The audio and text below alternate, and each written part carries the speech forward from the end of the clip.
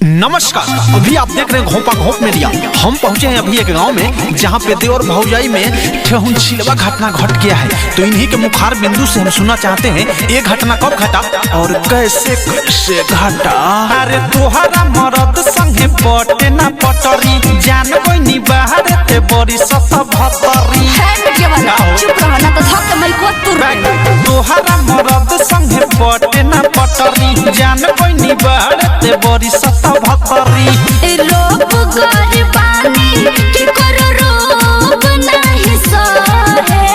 साफ सुथरा बात बताओ, एक सेकंड साफ सुथरा बात बताओ कि तू पति के साथ रहबू कि देवर के साथ रहबू? हम देवर साथ रहें। हम देवर साथे रहे, देवर साथे रहे, देवर साथे रहे, देवर साथे रहे, देवर साथे रहे, देवर साथे रहे। म्यूजिक बाय विकेश भोजपुरिया।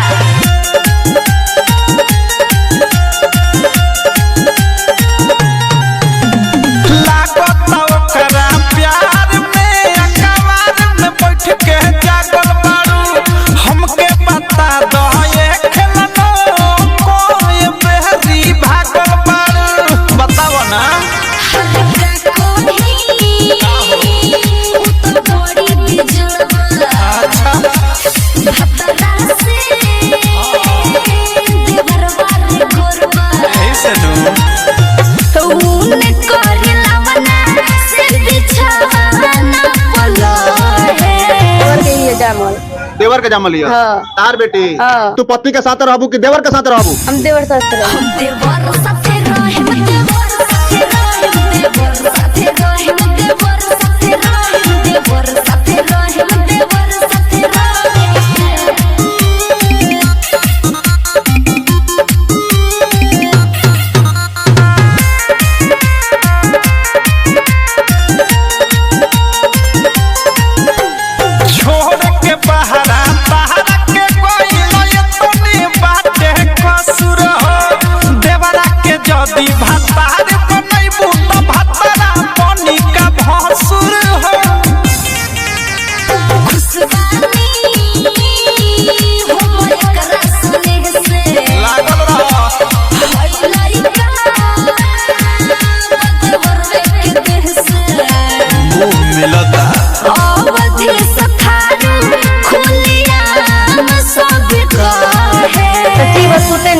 अब कोई देवरे साथे हम जब सुत लेनी सब कर लेनी तो देवरे साथे रहे।